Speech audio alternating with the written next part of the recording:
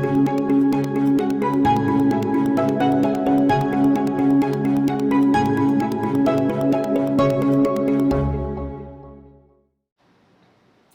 and welcome, grade 11s. It's time to do some accounting with me, Mahesh Lal. And in today's lesson, our focus will be on financial accounting of partnerships. So today, guys, we're going to be focusing on exactly what in terms of partnerships. We're going to be looking at some unique or some concepts and unique ledger accounts. Okay, so you all ready? Make sure you've got your pens, your pencils, your calculators with you so that you guys can work with me. Right, so let's begin. Now, before we actually start looking at partnerships and the ledger accounts in terms of partnerships, what I want you guys to do is maybe in groups or in pairs, if you guys can quickly discuss the differences in the financial accounting of a sole trader versus your financial accounting of a partnership. So remember, guys, in grade 10, you were the accountant of a sole trader, a one-man or a one-woman business. Whereas on the other hand, in grade 11, our focus is now on partnerships where there are more than one owner. There's now 2 owners, and it goes up to a maximum of 20. So very quickly, I'm going to give you guys 2 minutes to sit and discuss the differences between financial accounting of a sole trader versus financial accounting of a partnership. Your time starts now.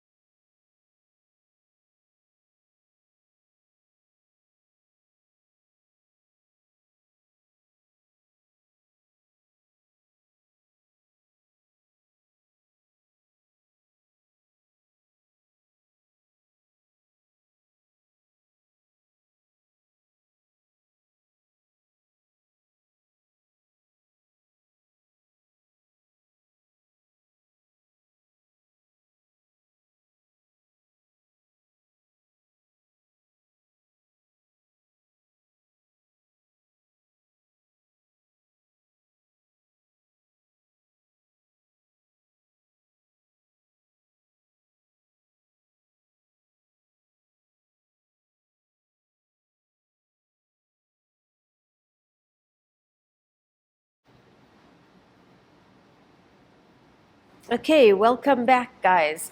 You had some time to think about the differences between a sole trader and a partnership. So let's go through this now together.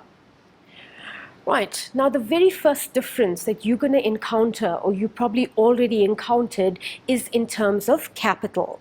Now remember, guys, capital, obviously here we're looking at the contributions made by the owner.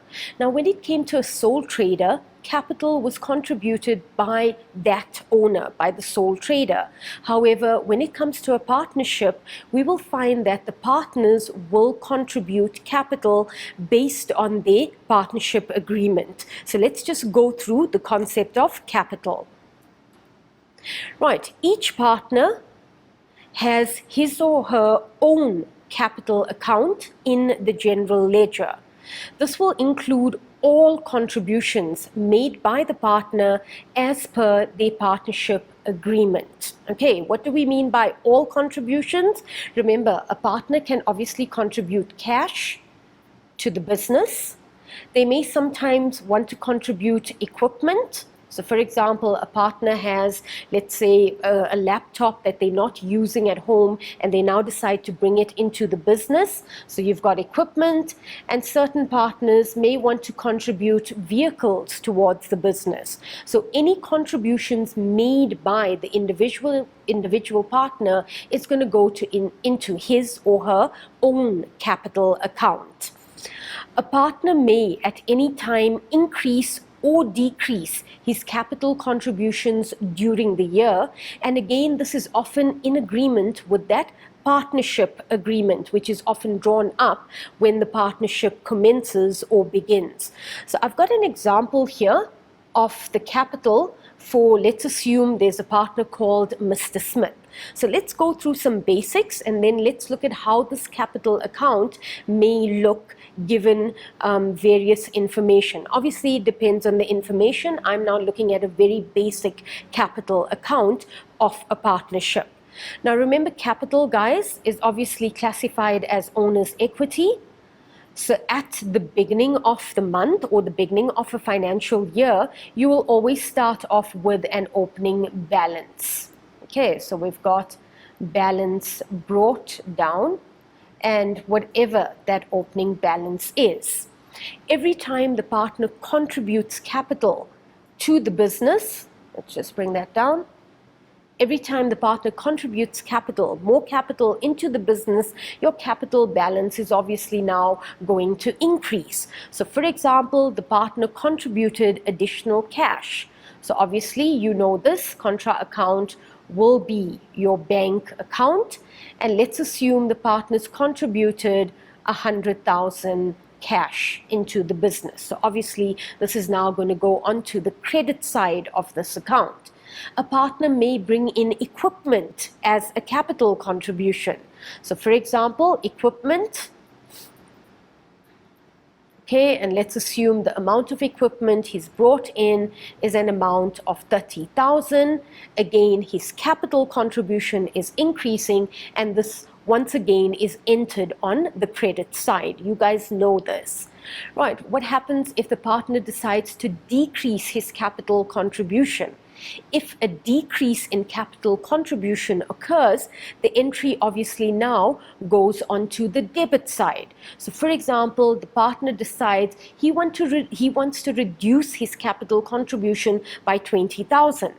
So on the debit side, we're going to now enter this amount of 20,000, and let's assume it's cash that he's now reducing.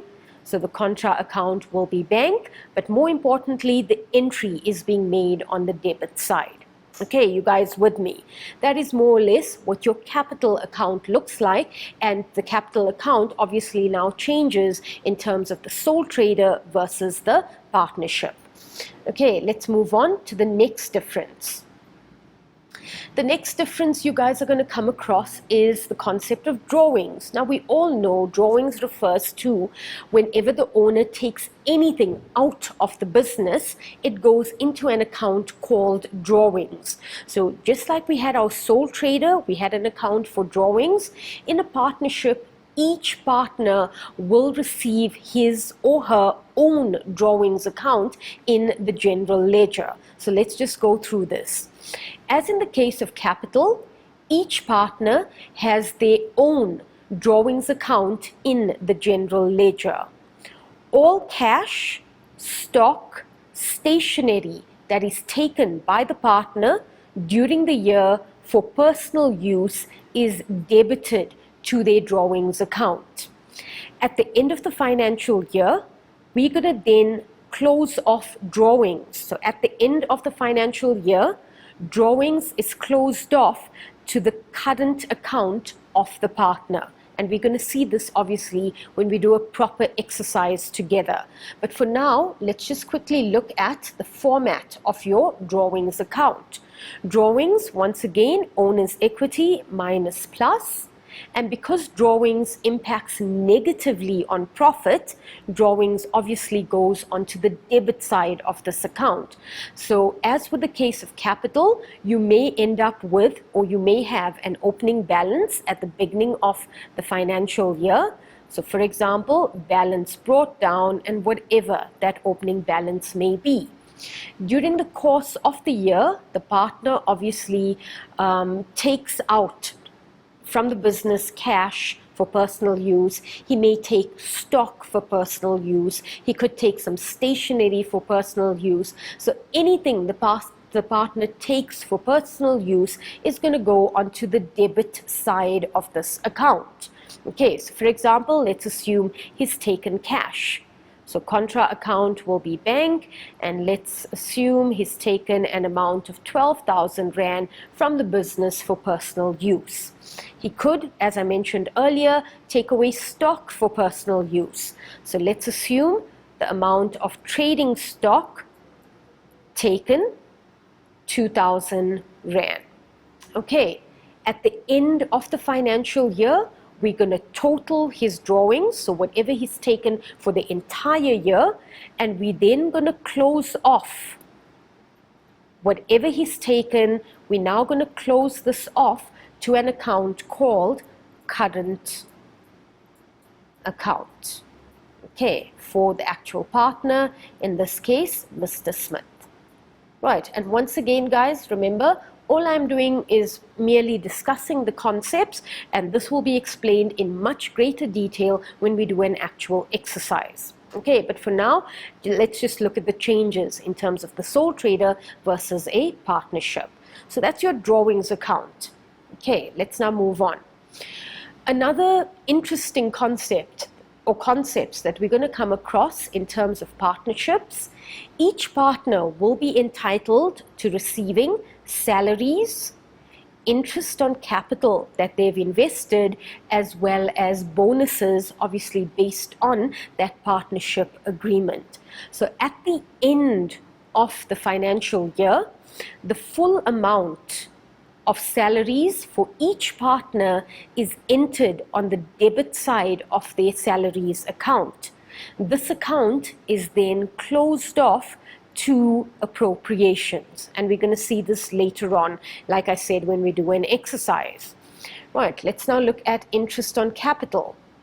Interest on capital for each partner is calculated and then entered on the debit side of interest on capital account. This account is also closed off to an account called appropriation. Okay, right, next concept. If a partner is entitled to a bonus as per the partnership agreement, this bonus is also entered on the debit side of bonus to partner, or the bonus to partner, the partner's name, account. Again, we will close off this account to an account called appropriation. Okay, you guys with me? Right, new accounts being introduced, but I don't want you guys to panic too much, because all of this will make sense the moment we do an exercise. But for now, what I want you guys to remember, that the accounts that I've just discussed, salaries, interest on capital, and bonus, are considered to be expenses that at the end of the financial year are closed off to an account called appropriation. Okay, with me? Right, let's move on. Okay, next concept or new concept that we're going to come across is the actual current account. This is a very, very interesting account which looks at what the partner is entitled to receiving versus what the partner has taken from the business. Okay, so let's go through it. The purpose of the current account is to distribute profits, in brackets I've got there, primary and final profits, to each partner. Partners are entitled to salaries, which we've come across already, interest on capital, bonus, as well as a share of the remaining profits. The above amounts are credited to a partner's current account. All withdrawals, okay, so immediately withdrawals, we're thinking of drawings. So all withdrawals made by the partners during the year is debited to the partner's current account. So in other words, let's just go down a bit. After balancing this account, we are able to establish whether or not the partner is withdrawing more than he was entitled to.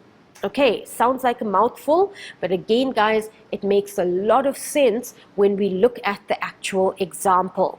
So I've got below here, I've got a current account for a Mr. Smith. I'm going to stick with Mr. Smith. So let's look at more or less what this current account will look like. Okay, when we classify this account, it is an owner's equity account. On the credit side of this account, we will show whatever the partner is entitled to. So he will be entitled to salaries, he will be entitled to interest on capital, he may also be entitled to a bonus, as well as a share of remaining profits. Okay, what appears on the debit side of this account? On the debit side, we will then show whatever he's taken for the year, in other words, his drawings. And when we balance this account, we will be able to establish whether he's taken too much out of the business in terms of what he was entitled to, or he's probably hasn't taken everything that he was entitled to. Okay, with me. Right, almost done with the key concepts. We've got one final concept to look at, and then we'll quickly take a break. The last concept that I want to look at is the concept of appropriation. Right, what do we mean by appropriation? Appropriation is simply another word for distributing profits or sharing profits. Now remember, you've got more than one owner. So obviously the profits need to be shared in according to the partnership agreement, in according to the net profit for the year, and how we're now going to distribute this net profit. So appropriation is firstly a final account that is drawn up at the end of the financial year. Profit and loss, another word for profit and loss, guys, is your net profit. So your net profit is closed off to appropriation on the credit side. Interest, salaries, bonus is then closed off to appropriation on the debit side. The remaining profit is then calculated and shared according to the ratio as per the partnership agreement. Okay, sounds like a lot, guys, but I promise you it's not. All of these key concepts will make much more sense after we do an activity together. But before we actually do an activity, I think let's take a quick break. Okay, so I'm going to see you guys straight after the break.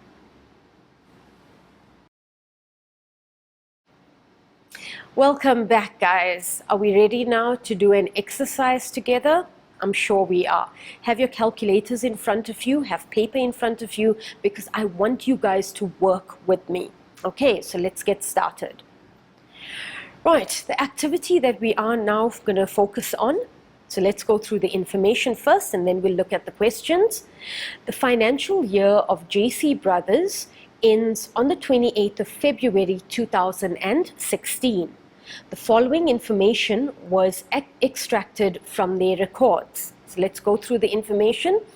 We're given the capital contributed by Jason, who I'm assuming is one of the partners, 1st of March 2015. So I'm just going to make a little note there. That's the beginning of the financial year, 200,000. Then we're given for the capital balance for Kaylin, which is the second partner, 29th of Feb 2016. So immediately end of the financial year, an amount of 250,000. Then we've got drawings, what Jason has taken out of the business, 120,000. Drawings for Kaylin, 126,000. And then we're given the current account balance for Jason on the 1st of March 2015, which is beginning of the year, a credit balance of 10,000 Rand. And then the current account balance for Kaylin, 1st of March 2015, an amount of 5,000. This is a debit balance, and once again, It's a balance at the beginning of the year. So we're given some opening balances as well as year-end balances. Right, if we scroll down and we look at the information, the additional information, okay, I don't want to read all of this in detail, but I'm just going to quickly look through the information given. On the 30th of September 2015, partner Jason increased his capital by 150,000. This was not recorded. Partner Kaylin decreased her capital by 50,000. This was recorded correctly, or this was correctly recorded. As per the partnership agreement, interest on capital is calculated at 10% per annum. Okay, so first bit of additional information in terms of capital. Right, second bit of information, each partner is entitled to an annual salary of 150,000. Then I'm told partner Kaylin is also entitled to an annual bonus of 40,000 as per the partnership agreement. Okay, that's fine. Next bit of information, the net profit as per the profit and loss account amounted to 670,000 at the end of February 2016. Remaining profits are shared in the ratio as per capital contributed at the end of the year. Very important information, which we're obviously going to look at in more detail when we get to the actual questions.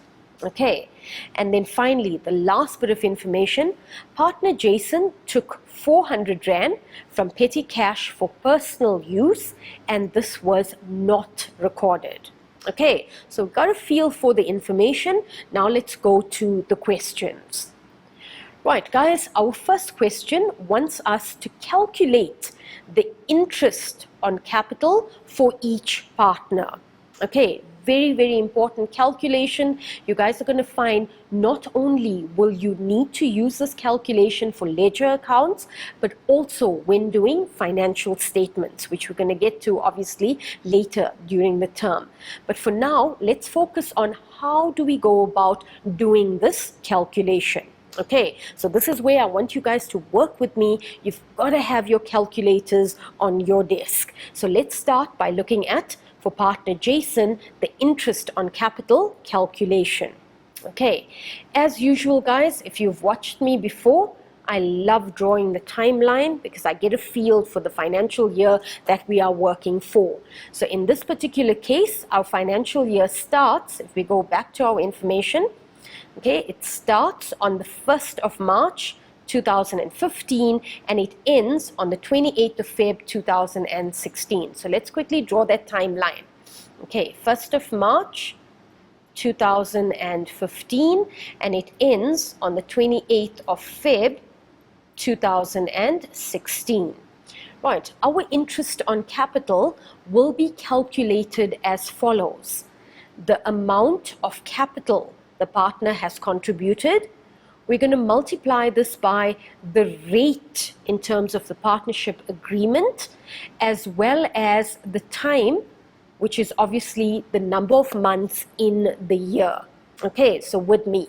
Right, so if we go back to our information, let's start with the amount, the capital contributed during the year.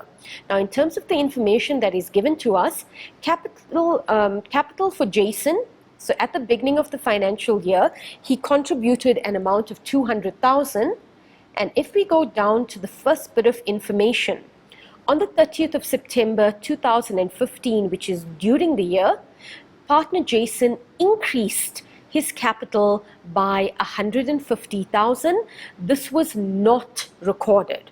Okay, so let's go to our timeline and let's now record this information. So at the beginning of the year, partner Jason's capital contribution is 200,000. So let's just put that in. So at the beginning of the year, his capital amounted to 200,000. On the 30th of September, okay, so let's just go back. On the 30th of September, what now happened? Partner Jason increased his capital by 150,000. So let's put that on our timeline. So 30th of September is somewhere there. He's now increased his capital by 150,000. Okay, I just want to record the date and this obviously happened on the 30th of September, which means by the end of February in total, he has now contributed 200,000 plus 150,000. He's contributed 350,000.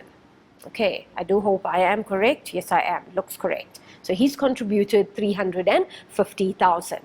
Right, what do we now do with this information? From the 1st of March, guys, I want you now to pay attention.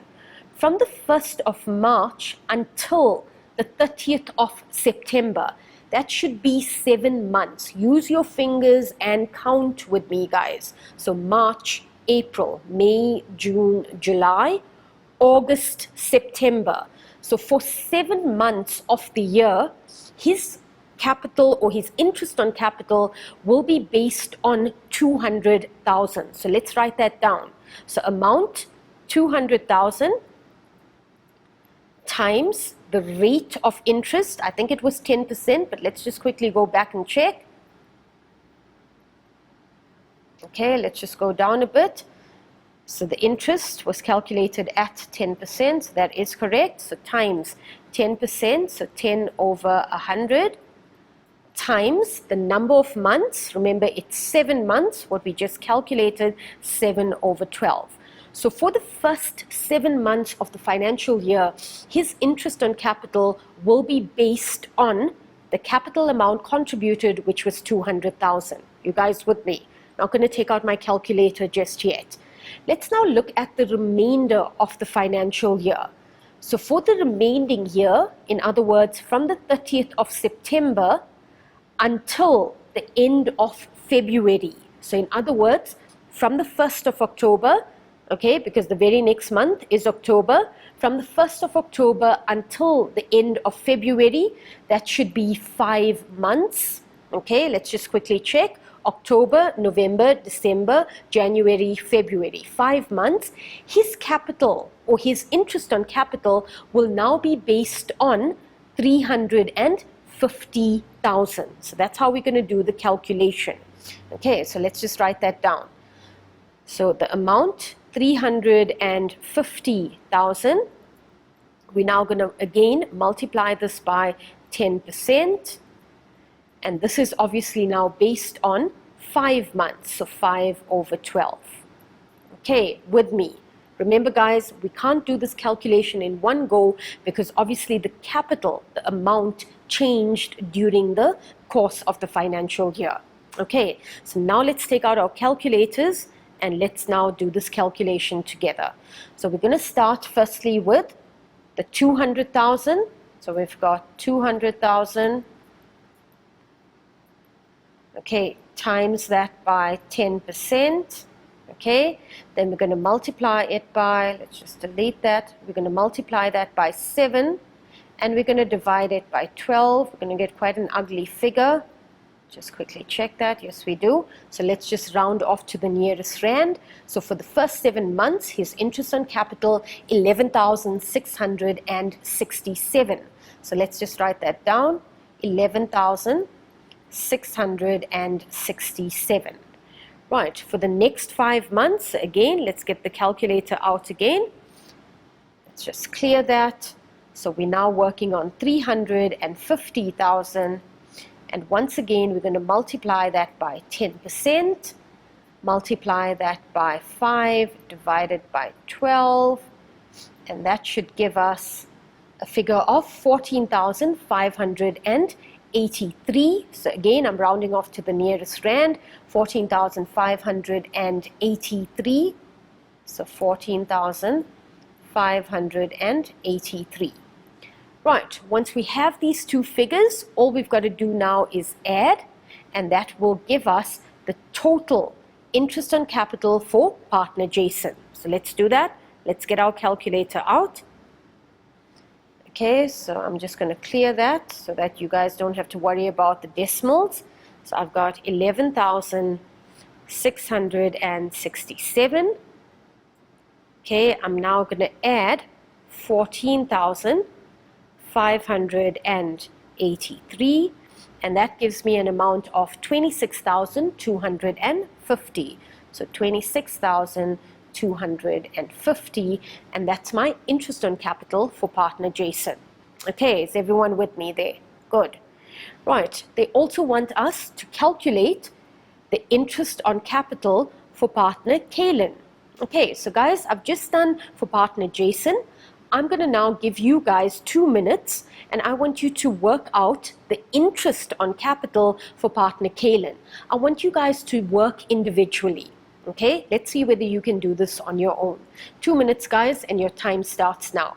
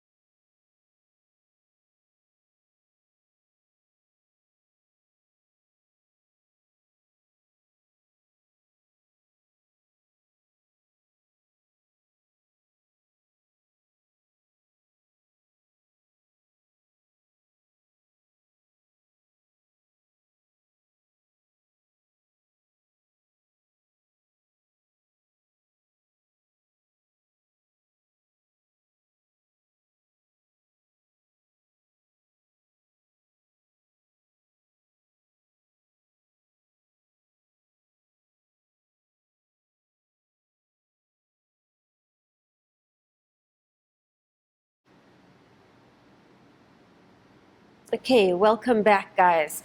Hopefully you were able to do the calculation. Let's see how many of you got the answer correct. So let's now work together, and obviously we're now checking your work. Okay, right, looking at partner Kaylin, I've already drawn the timeline, so that's going to help me with my calculation. And let's go back to our additional information. Right, the capital that Kaylin contributed as at 29th of Feb 2016, which is obviously end of the financial year, is an amount of 250,000. So if we go down to the information, partner Kaylin decreased her capital by 50,000. This was recorded correctly. Okay, so what we're going to do with this information in terms of our timeline. Now, at the end of the financial year, if we go back to this table, just quickly find the table. Okay, so at the end of the financial year, partner Kaylin's capital contribution is 250,000. Okay, so let's just put that in. End of the year, 250,000. Now, she decreased her capital. She obviously took money out of the business. She decreased her capital on the 30th of September by 50,000. Which means if we now work backwards, how much of capital did she contribute at the beginning of the year before she actually decreased her contribution? Okay, so think very carefully, guys. Remember, we're working backwards. So if we subtracted, we're now going to add back the 50,000. So at the beginning of the year, before the decrease, she had contributed an amount of 300,000. So in other words, 250 plus the 50,000. So she contributed 300,000 with me. Okay, right, so now that we have this information, for the first 7 months, okay, her capital contribution is 300,000, and then for the next 5 months, her capital contribution is now 250,000. So let's now work out the interest. All right, so we're going to start off with 300,000 times our rate, which is 10%, okay, times the number of months, 7 over 12, and that's going to give us, okay, let's get the calculator out. Okay, so 300,000 times 10% times 7 divided by 12, and that gives us 17,500. Let's fill that in. Okay, right, and then for the next 5 months, the capital now decreased to 250,000 times 10% times 5 over 12, and that now amounts to, okay,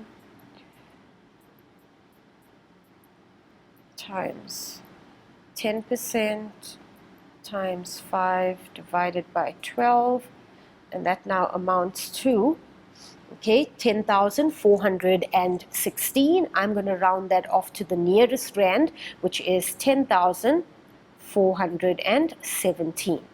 Okay, you guys with me? Right, let's just get rid of that. Okay, now obviously guys, if we add up these two amounts, we now will get the total interest on capital for partner Kaylin, which you guys can do together.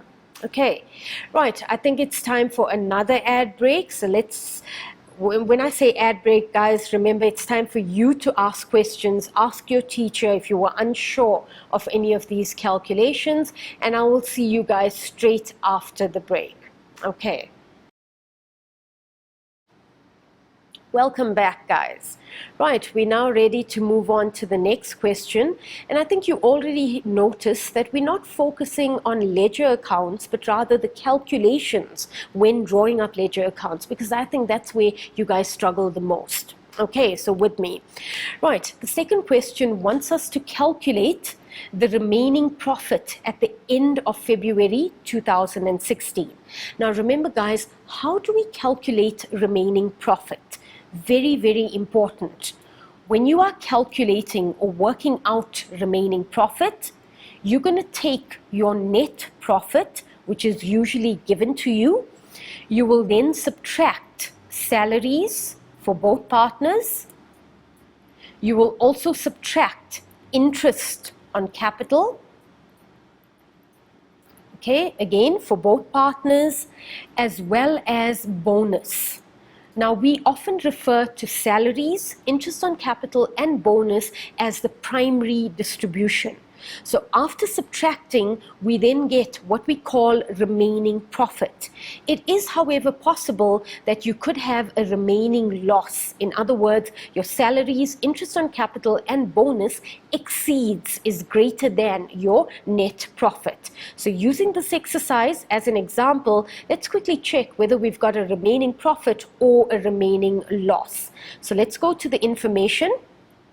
Okay, we're going to start with our net profit for the year. So your net profit as per the profit and loss account amounted to 670,000. So that's going to be our starting point. So my net profit, 670,000. I'm now going to subtract. Let's start with salaries. So let's subtract salaries first. Right, so back to our information. Right, additional information 2, each partner is entitled to an annual salary of 150,000. Each partner annual salary is 150,000. So when we subtract, we're going to subtract 150,000 for partner Jason, and we're going to subtract 150,000 for partner Kaylin. Okay, so we've subtracted salaries. Then we're also going to subtract interest on capital, which we calculated in the previous question. So let's start with partner Jason.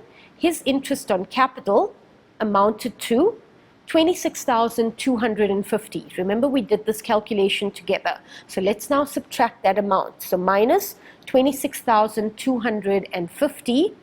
Okay, before we actually enter this amount, let's just quickly also calculate the interest on capital for partner Kaylin. Remember, guys, I didn't add these amounts together. I should have. So let's do that quickly. Okay, so we're going to add 17,500 plus 10,417. So partner Kaylin's interest amounted to 27,917. So in total, our interest on capital will be 26,250 plus 27,917 for both partners combined. So let's do that before we move to the actual answer sheet, so I don't have to skip to the slide again. Okay, so let's get the calculator out again. So I've already got the 27,917 plus, okay, plus the 26,000, so plus 26,250, and that gives us 54,167. So let's just enter that, 54.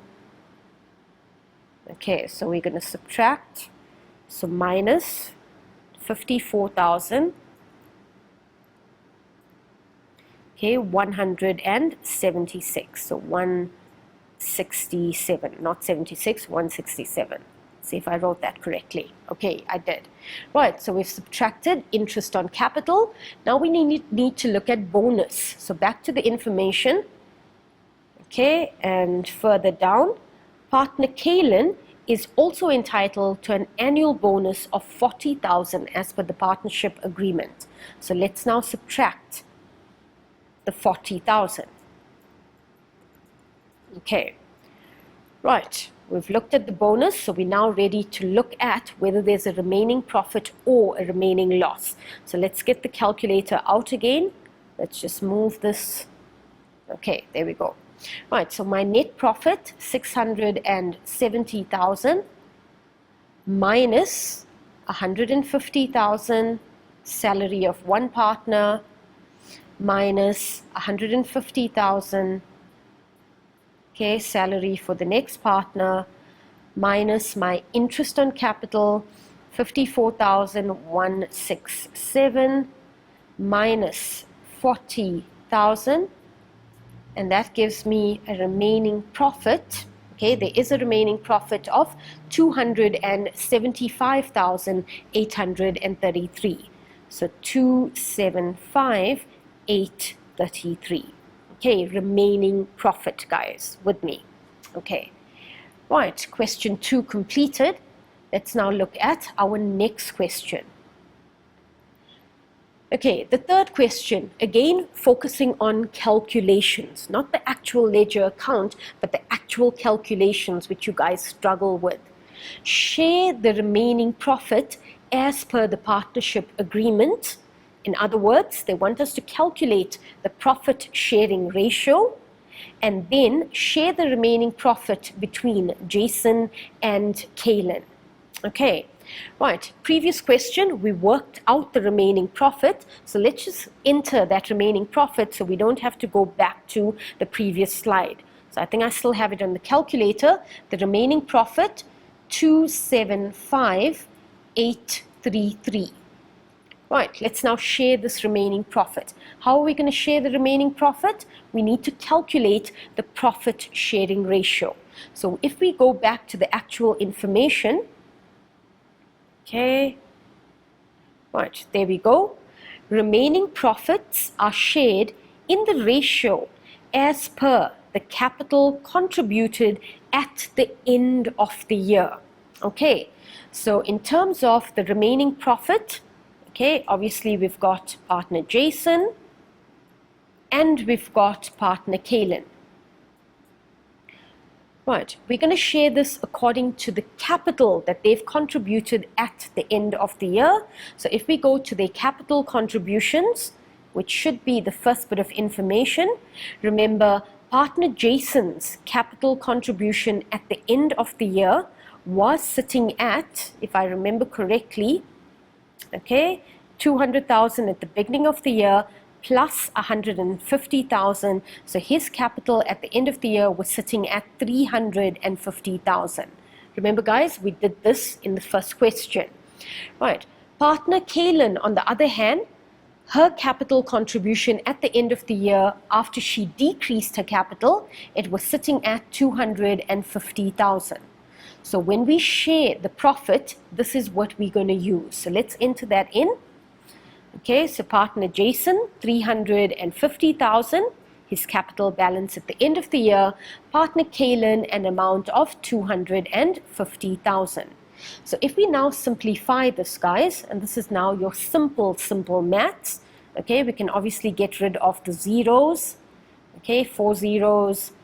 So I'm eliminating my zeros, and if I simplify this ratio, I should get a ratio of 7:5.